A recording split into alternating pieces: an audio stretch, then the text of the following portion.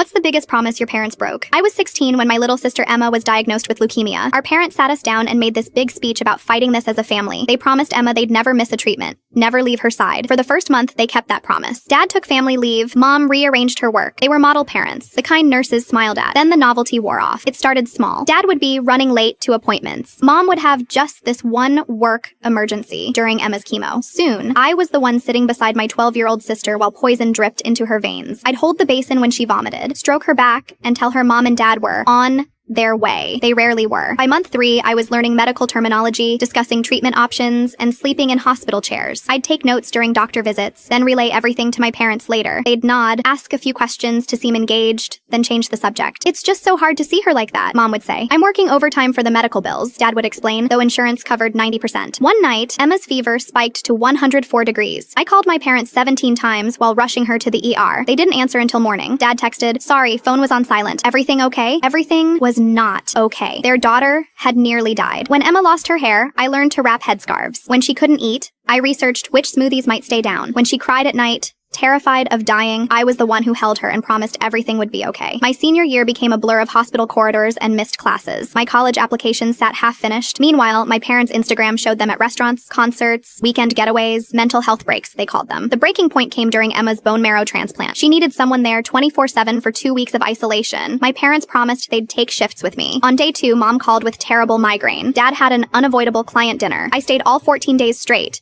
sleeping on a cot, showering in the hospital bathroom. When Emma finally rang the remission bell 6 months later, my parents showed up in new outfits with a photographer. They posted tearful captions about our family's journey and never giving up. The comments praised their strength and dedication. That night, I found Emma crying in her room. "What's wrong?" "This is good news," I said. "They're acting like they were there," she whispered. "But they weren't. You were." After Emma recovered, I graduated and moved out immediately. I took a job instead of college to save money. 6 months later, I filed for legal guardianship of Emma. My parents were shocked, genuinely confused why I would tear apart our family after we'd all been through so much together. The judge reviewed Emma's medical records, noting who had signed every form and attended every appointment. He asked my parents to name Emma's doctors, her medications, or any details of her treatment plan. They couldn't. I got full custody when I was 19. Emma moved in with me that weekend. 3 years later, my parents called. Dad had been diagnosed with lymphoma. The cruel irony wasn't lost on me. They needed someone to drive him to treatments, manage his medications, and help navigate the medical system. Mom was too overwhelmed to handle it alone. "We need you," they said. "Family has to be there for each other." During times like this, I agreed to meet them at the hospital for Dad's first treatment. I sat with them in the waiting room, watching their nervous faces as they confronted the same sterile environment Emma had lived in for years. When the nurse called Dad's name, I stood up, gathered my things, and said, "I hope someone shows up for you." Then I walked out the door and never looked back. Emma and I spent that evening making dinner together in our apartment, talking about her college applications. She's studying oncology now. She wants to be there for children whose parents aren't.